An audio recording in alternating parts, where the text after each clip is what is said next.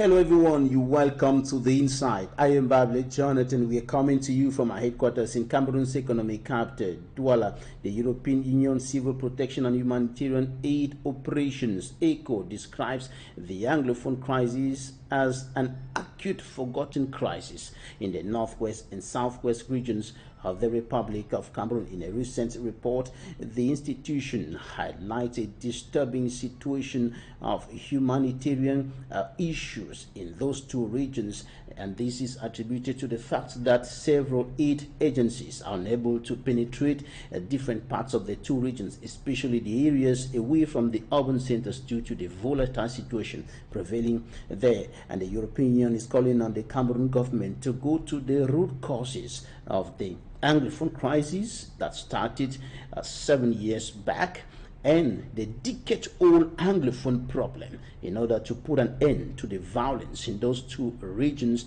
and restore peace and long-lasting peace and normalcy in those two regions. Meet our guest in some few seconds.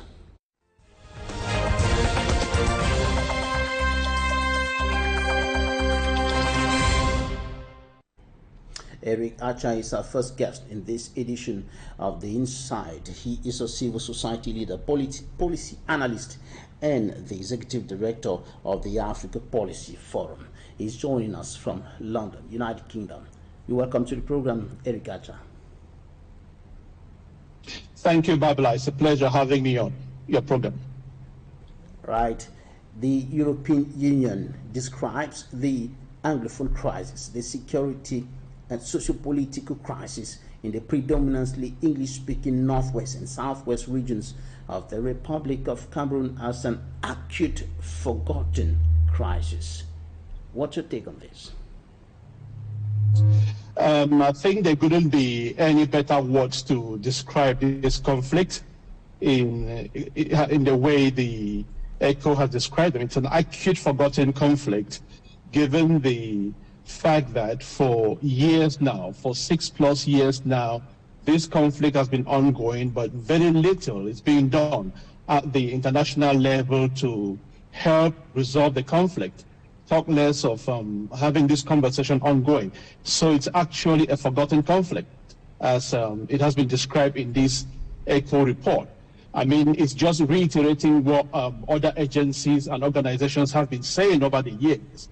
For example, the Norwegian Refugee Council issued a report earlier this year re-emphasizing or reiterating the fact that this conflict is one of the most forgotten conflicts in the world. They actually, in fact, listed the Southern Cameroonian conflict as one of the 10 most neglected conflicts in the world. So this report from the EU is just reconfirming that fact. That's an acute forgotten conflict.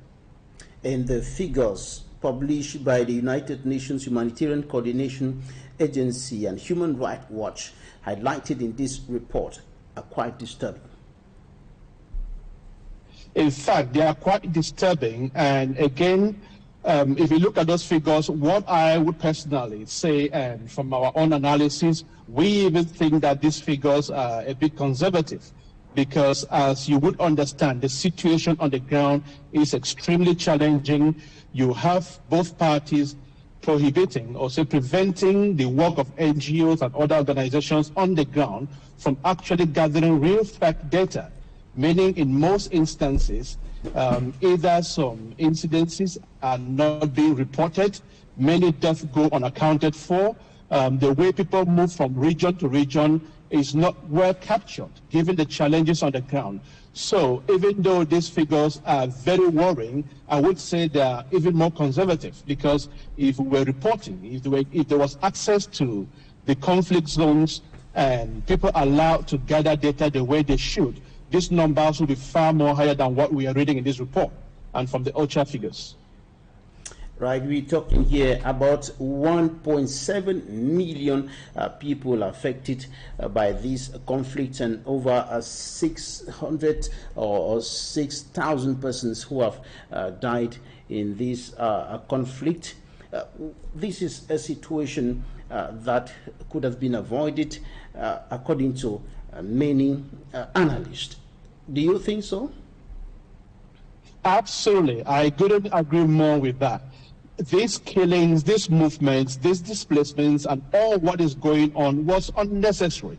It could have been avoided because, Babila, if you look at the root causes, if you look at where this came from, it was a conflict that was preventable using the language of the international arena. There are preventable conflicts, meaning that the indications, the signs are there before the conflict actually happens, meaning that it could have been prevented had the government of the Cameroonian people today taken steps or listened to the initial request, the initial demands that were being made by the teachers, that were being made by the lawyers. These were all peaceful requests that were being done.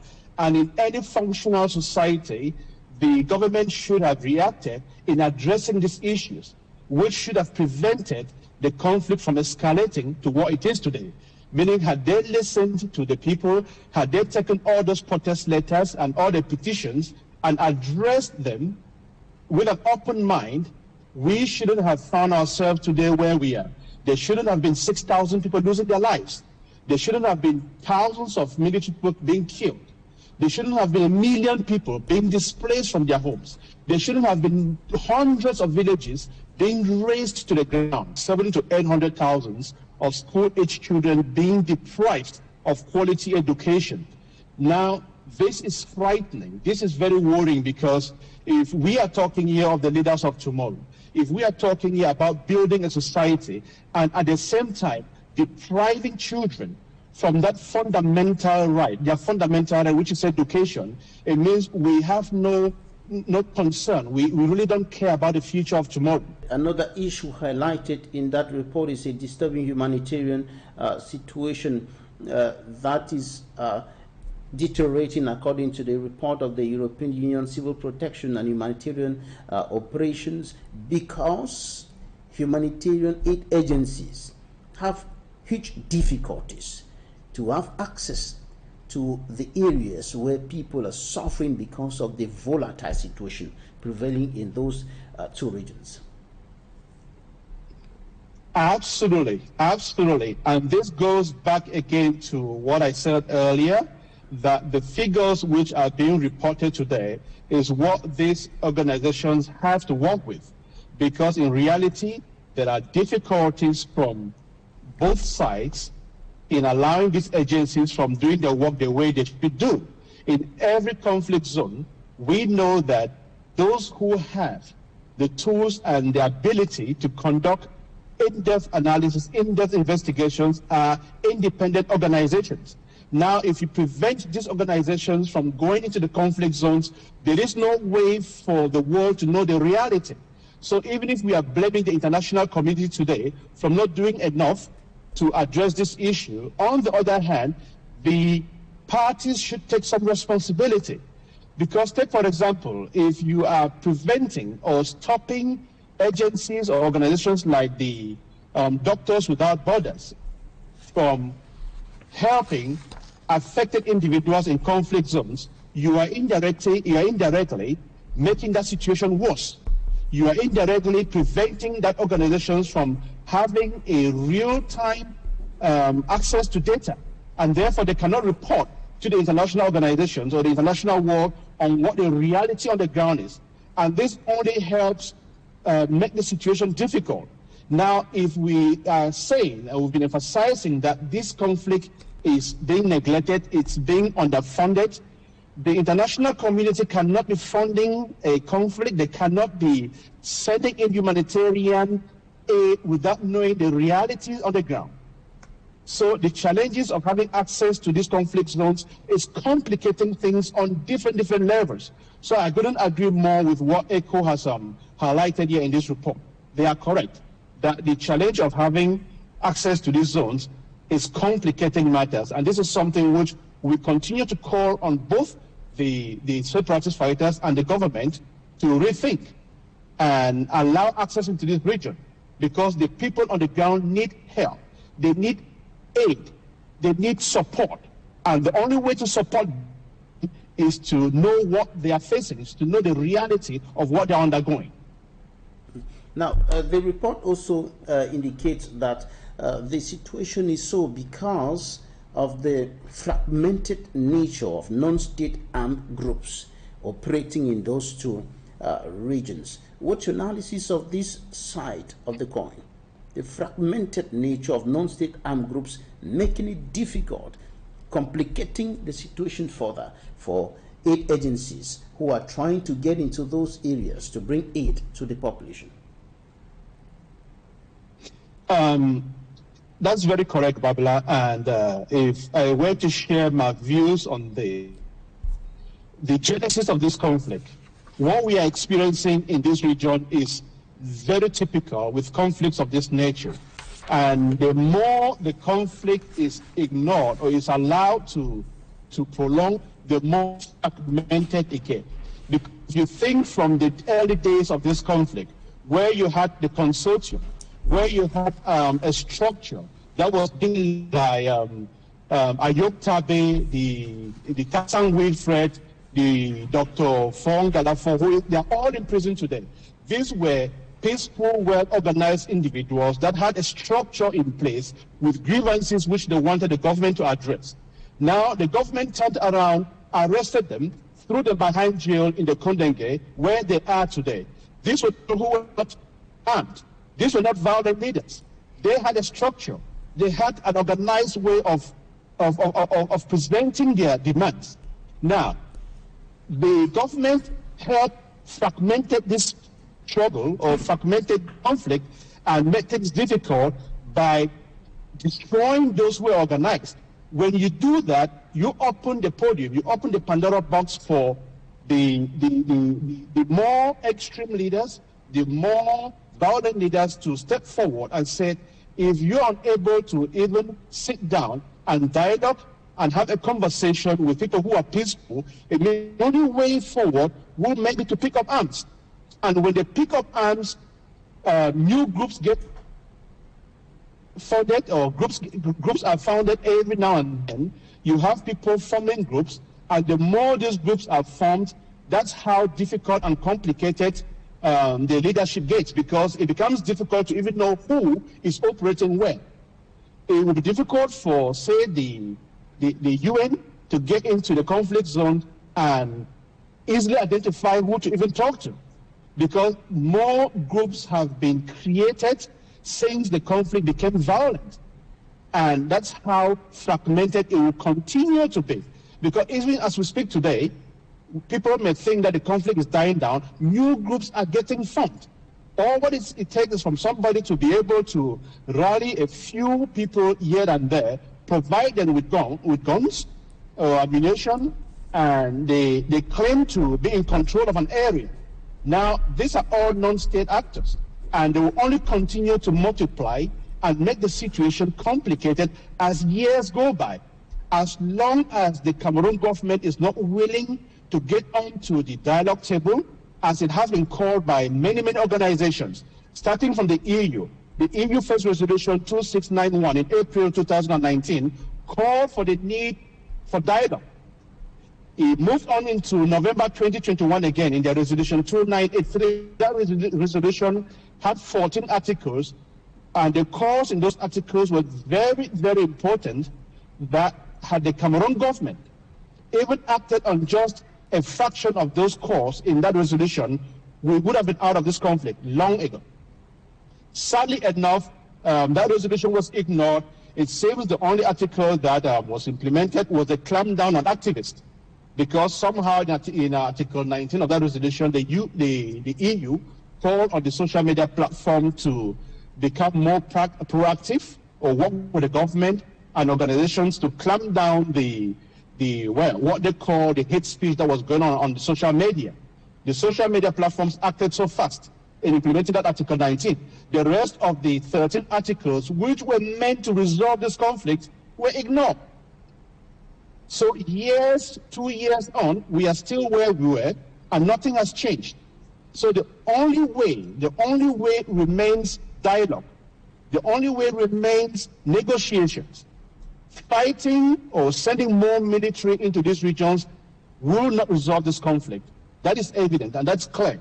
And that's something which I'm happy that this ECHO report today is reiterating and spelling out very loudly that dialogue remains the only way out of this conflict. Genuine dialogue, not some kind of cosmetic dialogue. It must be genuine dialogue. Sit down with the parties, with maybe a third and an independent party, to mediate and find long-lasting solutions to this conflict. That is the only way we can get out of this conflict, Babylon. All right, we're going to take a look at what the newspapers reported this week in Cameroon, and after that we'll continue looking at the point on the root causes of the decade-old Anglophone problem, which degenerated late 2016. This is the major proposal that comes out of that report of the European Union Civil Protection and Humanitarian Aid Operations. The fact that the Cameroon government has to go back with all the other stakeholders to the root causes of the problem in order to bring lasting solutions. The press review.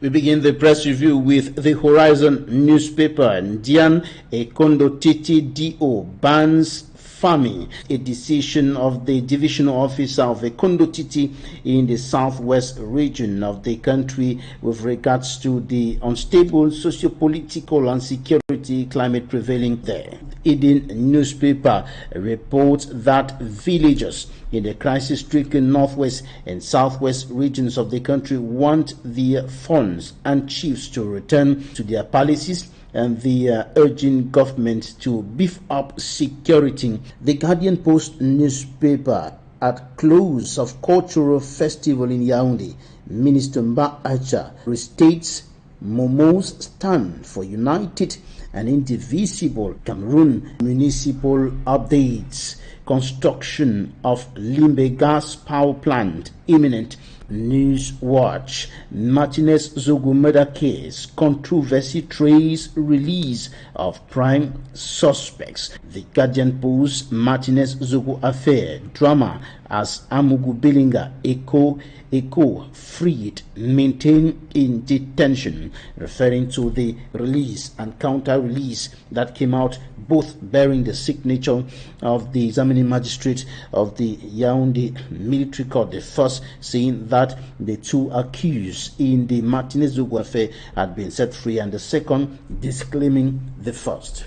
The Herald Tribune newspaper, SDF maiden National Executive Committee meeting after the last national convention, elective convention of the party. Chairman O.C. Joshua calls for discipline, unity among party supporters. The Guardian Post, after defeat in national chairmanship race, Golden Zama quit SDF in frustration. This is a question that the Guardian Post is putting forth after the Limbe 1 district chairman of the Social Democratic Front, Golden Zaman, decided to resign from the party after failing to emerge as winner in the election that took place recently in the Yaoundé elective convention of the Social Democratic Front that saw Honorable O.C. Joshua emerging to the position of national chairman.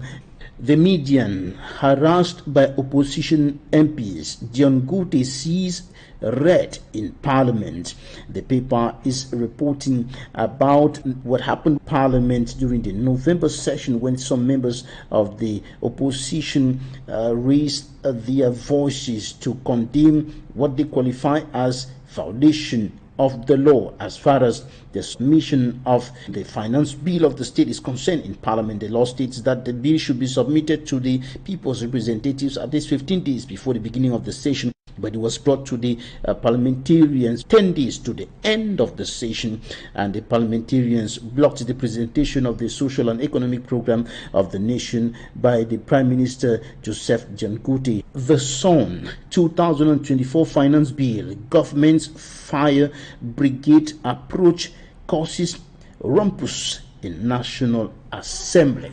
That's still talking about the standoff between the government and some opposition MPs. The astute in diplomacy, Gabon in Cameroon, Gabonese transition leader, His Excellency Brice Clotaire, visit the big compound to explain the coup d'etat that overthrew President Ali Bongo and brought General Brice Clotaire Oligui Nguema to power, and of course to seek the support of Cameroon in the country's process to the return to normalcy, a constitutional order, and also for the lifting of sanctions that have been imposed on the country by the Economic Community of West African States following that coup d'etat that was condemned by Cameroon.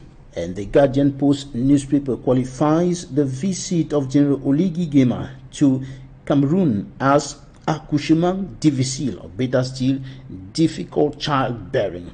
And this is because it took time for General Oligui Nguema to come to Cameroon. He went around the Central African sub-region and even to West Africa before coming to Cameroon. Municipal updates. Biya Oligui talks, New Deal. The President of the Republic, Paul Biya, granted the new Gabonese leader a high-level audience at the Unity Palace in Yaoundé, and the paper says that a new deal has come out of that encounter, as indicated by General Brice Clotaire Oligui Nguema after meeting President Paul Biya, and he said that the President of the Republic has promised to support him and the Gabonese people for a return to constitutional order in that country.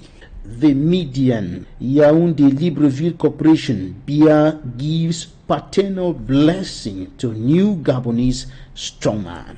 And Echo Outlook COP28, world leaders meet for talks amid tensions. The Guardian Post, grain from Ukraine initiative, Goodwill Ambassador Dr. Christophe Fourmignon and PS recommit to tackle global food crisis.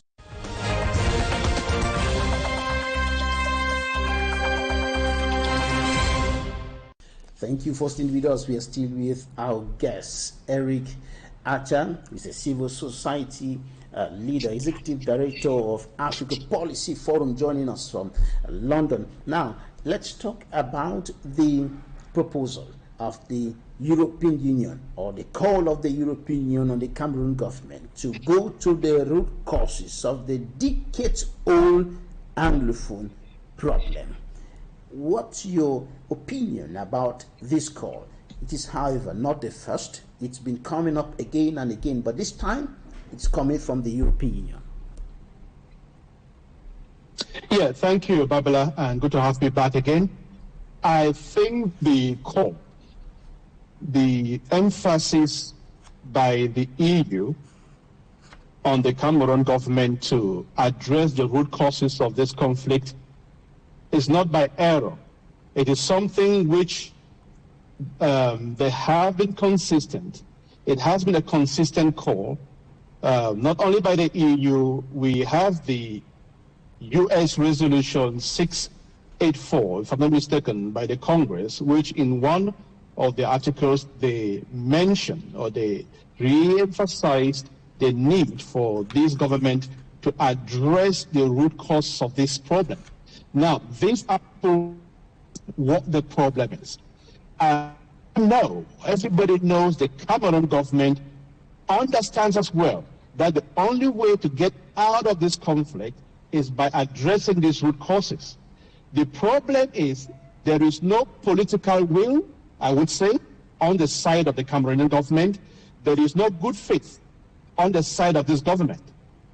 Because if we look on how things have progressed over the last 6 years, 7 years, we would see that at every point where voices are being raised on the need to address the root causes of this problem, they decide to look away, or they decide to embark on something else.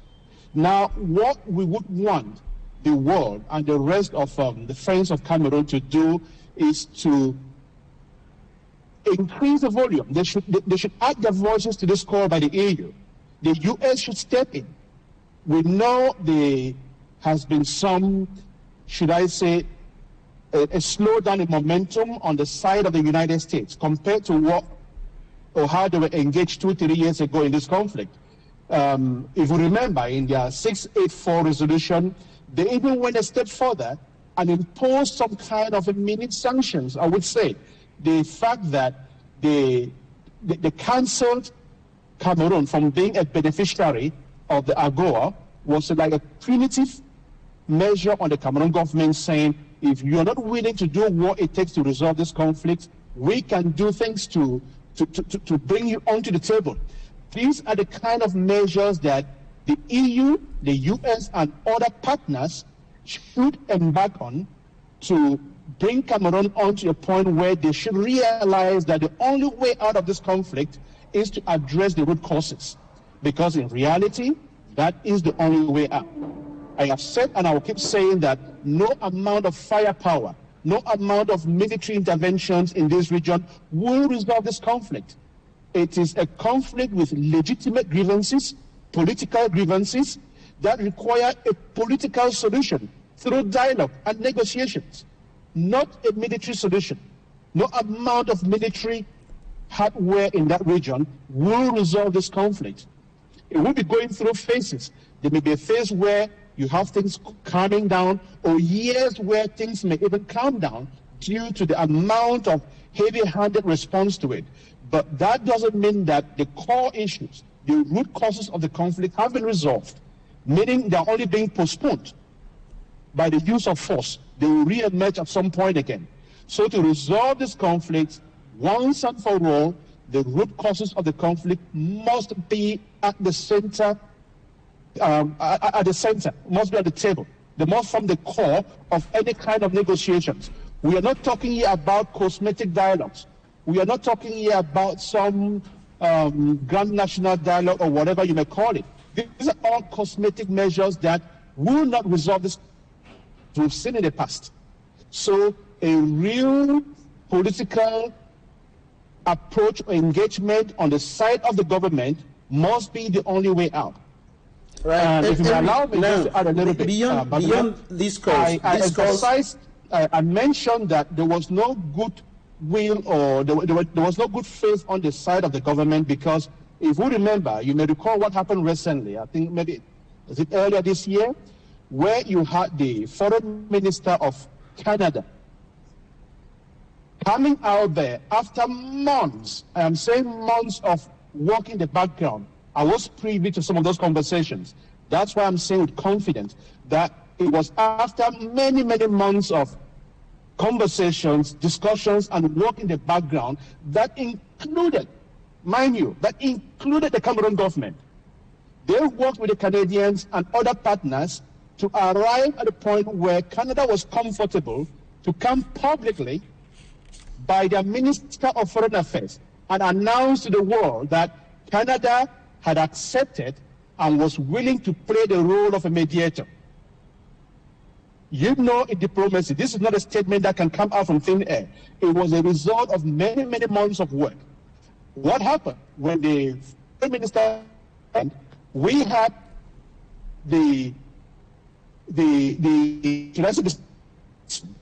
for the Cameroon government, not even the Minister of Foreign Affairs of Cameroon, but the spokesperson for the government, René Sadi, issuing a counter statement nullifying what the Foreign Minister of Canada had just announced. This was embarrassing. It was embarrassing to the world. It was embarrassing to Canada, because this is not how things should be.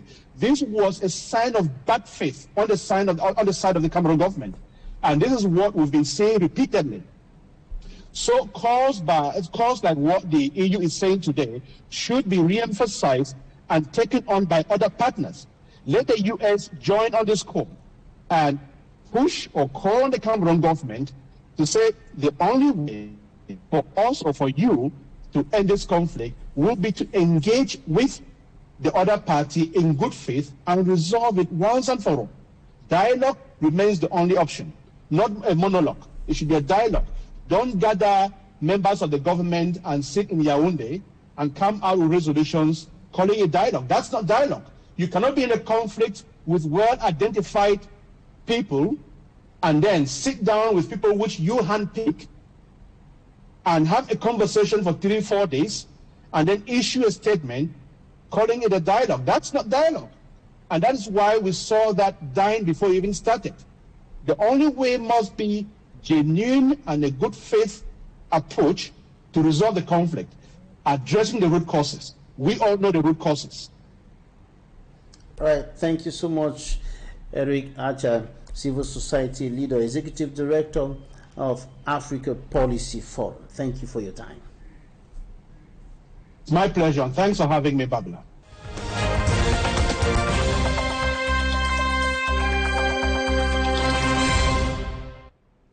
Joining us right now from Minnesota, United States of America, Barrister Neneba Innocent Akufo, Cameroon-born attorney and counselor at law in New York, and major proponents for decolonization. Barrister, welcome to the program. Thank you once more, Mr. Babila. Always a pleasure to be on this prestigious platform, Equinoxe. So hopefully we deliberate on the touching issues that affect our communities and find a solution and find a way forward to all this near intractable problems. Thanks again once more. Right, for the past 6 years or so, there have been calls on the Cameroon government to go back to the root causes of the decades-old Anglophone problem, which escalated in 2016, late 2016, and later on deteriorated to an armed conflict. There have been calls for the Cameroon government, to go back to the root causes of the problem. What are those root causes that should be addressed for a solution, for a long-lasting solution to be established in those two regions? Yeah, once more, Mr. Babila, a person dead is one too many. An infrastructure that cannot be completed is one too many. And the development projects that we cannot carry out within our communities and our societies is one too many, that we cannot, just because of the human ego and consciences that we cannot actually, we cannot address, but which are things that are soluble. If you're looking at the conflict within the Northwest and the Southwest regions of Cameroon as a whole, I think these are things that should not have flared up to get up to the situation where it is today and ongoing. These are things that can be solved.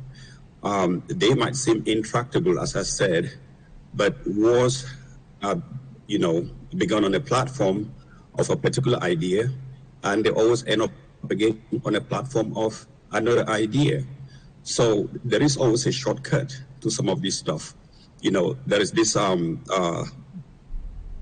monk, Thich Nhat Hanh. He said, when we give you a vessel to go across the stream, they don't want you to go around the lake. It is for you to use it to go across the stream. And looking as Cameroonians, as brothers and sisters, I think it's high time for people to sit at the table without external influences and find a lasting solution to the peace that we all long and yearn for, because that area had been a beacon of hope, prosperity, in human evolution within that part of the subcontinent. But if you look at how it has devolved today and ongoing, with no near solution in sight, because you have two intractable forces on either side. One claiming that they have a control, and the other also claiming to have a control, because then there is just no end in sight. A true test to intelligence, somebody said, is to hold two opposed ideas through power to function. We've not seen that within our society in the past 6-7 years. It's a test. We've lived through this system for more than 60 years, post-independence. We've been tested. Cameroon has been tested many a times, but Cameroon has never been tested the way it was, or it has right now. And we've seen a gruesome failure in terms of leadership on the side of the government, and leadership on the side of those who are seeking a retribution against the government to address certain, underlying issues that are common in every society. There is no society without a conflict, but conflicts are, things that we should find a solution so that it can be amenable to both sides, and we can find a lasting solution and live as brothers and sisters, which we are and we should be. Right. Now, this call this time is coming from the European Union. What do you read within the lines of this call on the Cameroon government to go back to the root causes of the problem from the European Union? There are two members of the European Union, two superpowers of the European Union, France and the United Kingdom, that are somehow involved in the history that brought Cameroon to where it is today, that is at the center of this whole issue, the crisis in the northwest and southwest regions. What do you read within the lines of this call on the Cameroon government to go back to the root causes of the problem from the European Union? Yes, again, Mr. Babila, I have always and will always be a student of conflict resolution using local realities and possibilities, because that's where who wears the shoe, and the toe that really hurts is he who wears that particular shoe. We can have all these cosmetic solutions from the European Union, we can have all these solutions from the United States or other Western democracies, but the realities on the ground is what actually reflects. If I get up in the morning, and I go to the closest store to buy bread or to buy tea to come, prepare for my family, let's say in Bamenda or in Douala or wherever you are in Cameroon, and you are, there is no freedom of movement. There is no freedom because maybe there are some armed people along the street, whether it's the government or they are just ordinary people asserting a particular right. I think that's not freedom. We feel it more than somebody who sits comfortably within the parliament in the European Union and just reading statistics that have been prepared. And we don't just know who is preparing these statistics, who actually sponsors, who cruises into these statistics and brings them out to us. Because I read the data from the European Civil and Humanitarian Aid Operations, which is ECHO, and it ranked the crisis in Cameroon as a forgotten crisis, and it puts out indices of what's going on in Cameroon. But believe it or not, I always think they know exactly where the solution lies, and they can implement some of these solutions from external, because there is no ingrown weapons factory that we know in Cameroon. We don't have it, and I'm not sure it's something that we are going to procure in the nearest future. So these are forces. We have these new liberal economic policies that have enveloped us in such a way that we find ourselves answering to the dictates of multinational companies, corporations, and governments, and we don't look at the interests of our own people. And that's where this conflict is, because they have their interests that they are protecting. They have their geopolitical interests in Cameroon and other places in Africa, and they maintain turf because they want to exploit whatever they can in terms of resources in our part of the country. So the French government, they know exactly what's going on. The British government, they know. The European Union, they know. And, they would push out aid, because I was reading the statistics. They gave it an aid package of 20, I think it's 22.5 million euros to Cameroon for aid assistance. But if you break down that aid, Mr. Babila, if you break it down, and this is the travesty that most people really don't understand. If you look at Cameroon, a population of more than 25 million people, if you break down that 25 million euros that they're selling that it's aid to Cameroon, it is less than $5 per person per year, not even per day. It is less than $5 per person per year. But they will sit up in their parliament and drum their beat that they've sent aid to Cameroon, and we had to take it and think that this is a solution to our problems. No, it is not, because by the time that money comes into Cameroon's coffers, and it will never trickle down to the people who need it most. It will never trickle down to the people who need it most. And that's where the conflict is. Failed economic policies, failed governmental policies, which are answering or pander to the interest of multinational corporations and not to the dictates of its people. So as long as these things exist, we will always have these conflicts, especially where it has evolved in Cameroon to a position where we never, growing up in Cameroon, think that war would be a solution to our problems. War should always be a lasting solution, and war should be something you fight against a foreign aggressor, not war against your own people. I think that's a travesty, and we should look, at the European Union. We look at the French, and we look at the who have a real mandate in Cameroon. Of course, the United States also. As partners, we should look at them and try to exploit their intervention based on our local realities in order to find a sustainable peace in Cameroon. All right, Barrister, do you think that France and Britain should go beyond cause? France, Britain, and the entire European Union should go beyond cause? And if yes, what can they do to mount pressure for this problem to be solved? I didn't catch the first part of the question. You said they can go beyond cause. What? That is, should France and Britain, I'm citing France and Britain because they are directly concerned historically with what is happening in Cameroon today, in those two regions. Should France and Britain and the entire European Union go beyond issuing reports, making calls on the government to go to the root causes of the problem, on the separatists to stop the violence and make access for humanitarian aid? Should they go beyond this? And if yes, what can they do beyond cause to mount pressure? Absolutely. Yes. Again, thank you for the question, Mr. Babila. Yes. As I said, although we want to inculcate ingrown realities into our local situation, should not also be oblivious of the fact that the world is a global village.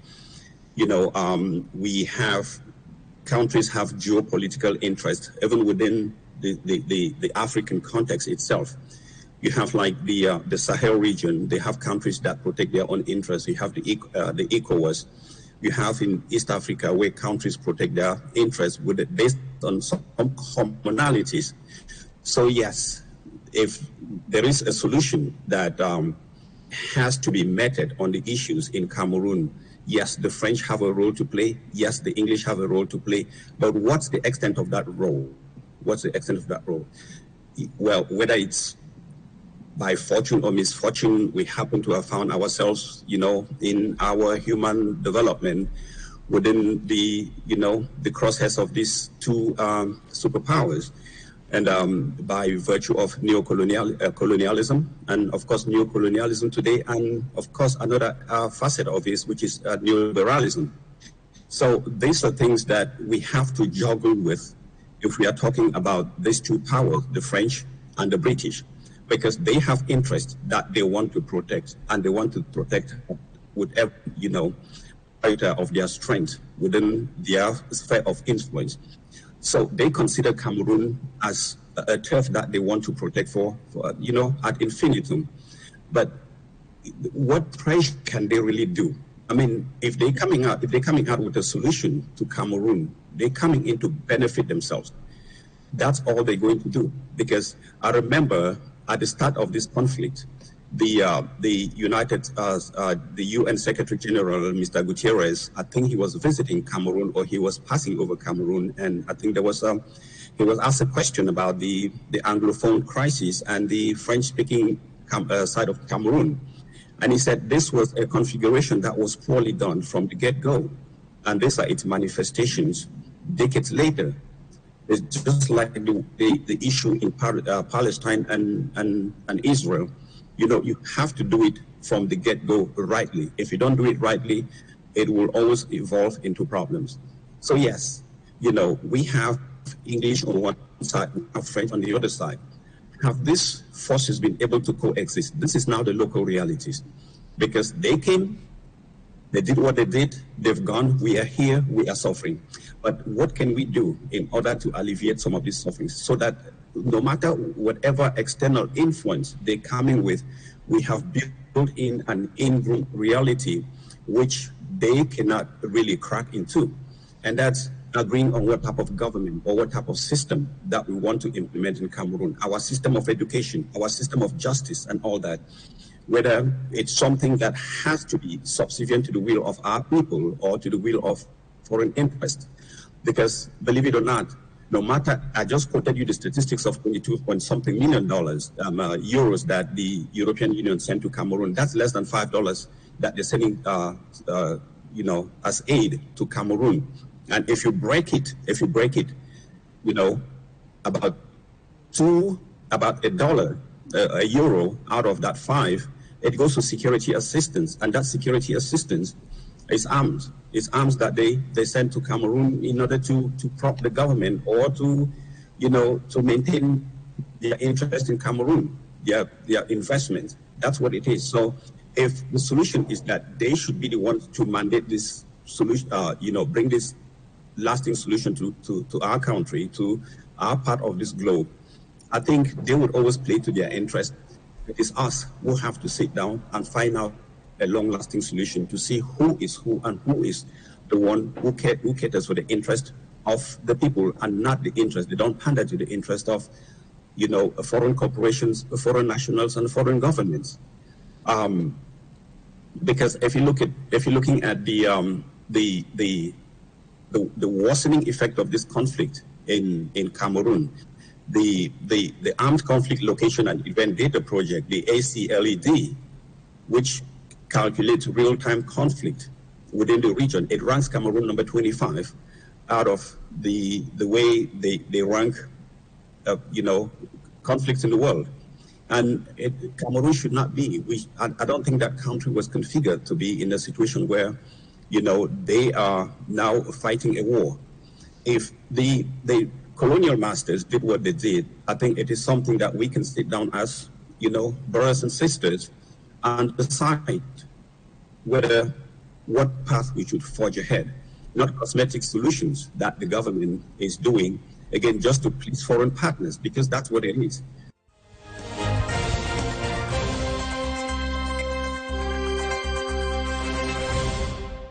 Is the signature of a judge, a justice. Yesterday was the signature of a minister. The other day it was the signature of the Speaker of Parliament. And when you have signatures of these three branches of state conflicting, what are we talking about? We are talking about a system that has failed completely. Where did that fraudulent and capricious statement come from? Who originated it and who orchestrated it?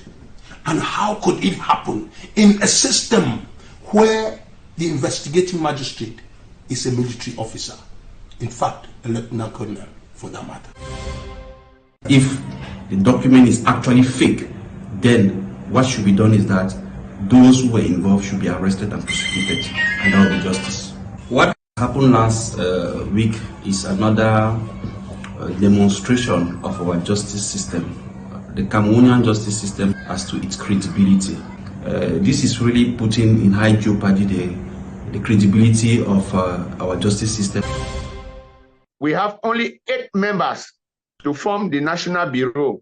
That is the National President himself, the 5 Vice Presidents, the Secretary General, and the Treasurer. Those who are in prison have a right. They still maintain their civil right, because by the Cameroonian law, they have been illegally arrested, detained, and sentenced, but we are on appeal.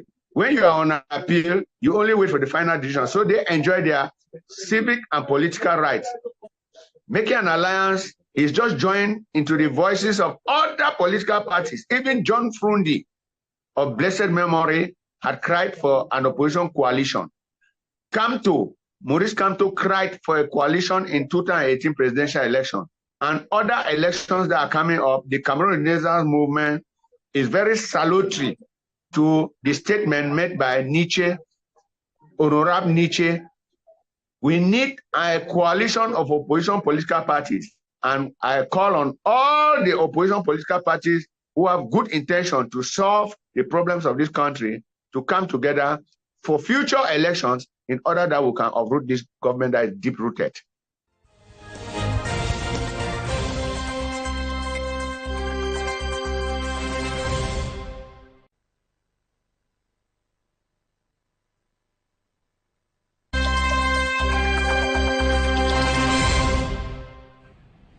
Right, you welcome back.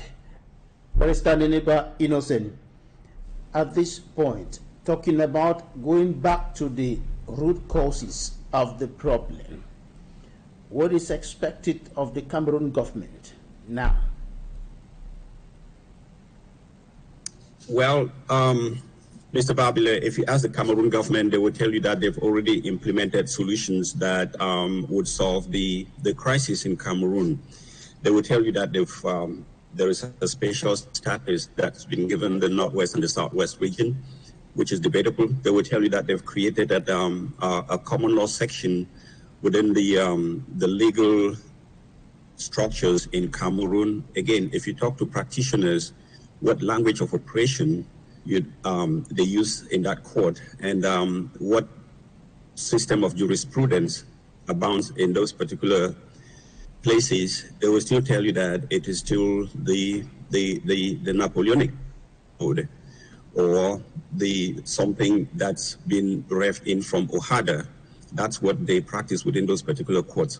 And these are the basics right there, because a country without a real legal system is a country that's bound to fail. And if these are the solutions that the government has put forward, the administrative regions created, which, you know, they've been granted that particular social status. Again, if you look at the law that creates these regions, that gives this particular status to the Northwest and the Southwest regions of Cameroon, that law itself has its throws and strengths back in Yaoundé, because who oversees it? It is not fully decentralized. That's not what it is. So somebody can just pull the plug and it crumbles. That's not something that you're building for tomorrow. We have to build edifices that our children, our children's children will love to live and respect.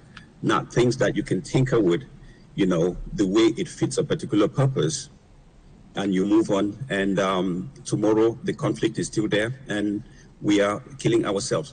So for me, I don't believe that the government has absolutely done anything that's, you know, amenable to the situation that triggered this issue back in more than 7 years ago and counting.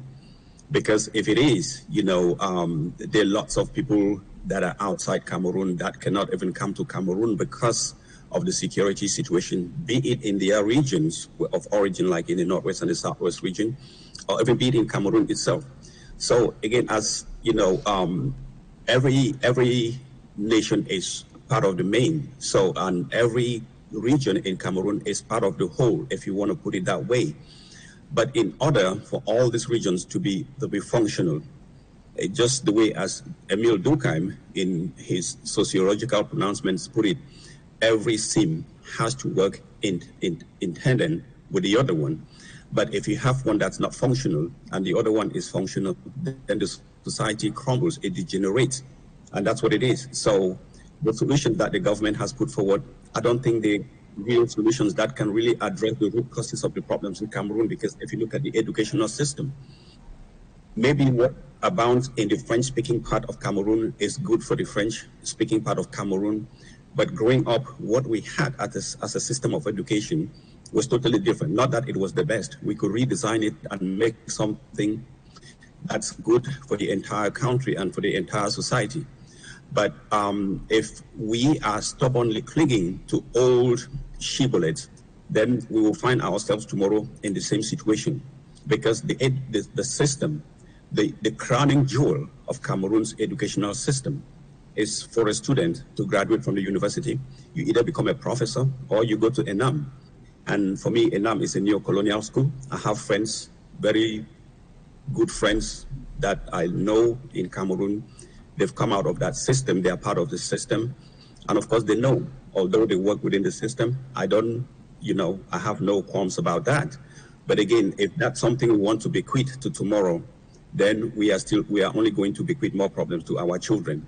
Because a good lasting solution to what's happening if you take that institution out of Cameroon, inside our educational system, if you take it away, then you start looking at ways of integrating better stewardship into the Cameroon system of governance. Because you come out from that school, you go into the field. It's most of them, especially the administrators, as I said before, they militarized people, and within their zones of influence, it's just a military regime that's taking its powers from the way they were taught, and that's to protect the foreign interest. That's what it is. If you want to go down to the basis, if you can take down that school. All right, Barrister, we're not talking about ENAM today, Barrister. We'll probably we may come to that another day. But what I want us to look at is what exactly should be done by the Cameroon government now concerning going back to the root causes of the problem. Some are proposing a national conference focused mainly and only on the Anglophone problem, not just the crisis that started late 2016, but the decade-old Anglophone problem. Do you think that's a possible way out? Well, again, as I've been saying, that's the real solution right there. That's what government has to do, but whether they have the will and the power and the authority to do it, it's also different. Because if you're answerable to foreign interest, there is just that much you can do as a government. Because if you go beyond the bounds of what's been set for you, then you are either overthrown or they find somebody who can replace you. So that's what's ensuing. And that's why some of the officials themselves, they cannot even they cannot do meaningful changes in Cameroon, because, they are just undertakers and their paymaster will take them out. That's what it is. So to find a lasting solution, as I said, the educational system, the national conference that you mentioned, the government will tell you, again, we've already done a national dialogue. They send out people to Canada, they send out people to other European countries to talk to people, and eventually they come out with zero solution. I think if government really wants assistance from the people in the diaspora, the government can actually grant an amnesty to people in the diaspora to come back home. Let's see. Because for me, if you gather people from Cameroon, you pay them to come and rent expensive hotels here in the United States or in Canada or in Britain, they live there, at the expense of the government, and there is no solution, then it is better you grant amnesty to those people that you think they can have a solution to the problems in Cameroon. Come and let's debate the issue in Cameroon, and even those that are your enemies, people who have caused,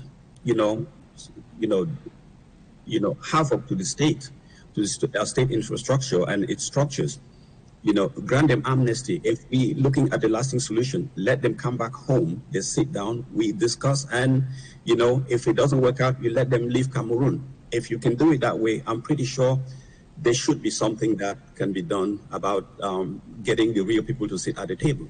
Don't invite just specific people. Give them a full-blown amnesty. Come and let's discuss the issues back in Cameroon. They will show up. If they are guaranteed that if it doesn't work, they leave, then that's no problem. Then that's where we can get a real national conference, not sending people out here on their mission trips with huge allowances. They come back, they get more allowances, and they end up not doing anything. Barrister Neneba Innocent Akufo, we appreciate your time. Thank you so much. Always a pleasure, Mr. Babbitt. And again, I'm just looking for a day that we can all have peace in our area of the world, and you know, conflict free, and so that you can move from place to place with no harassment, and you know, just enjoy life the way it's supposed to be. Thank you so much, sir. We are all looking up to that. Thank you so much for staying with us. That's it for today. Goodbye.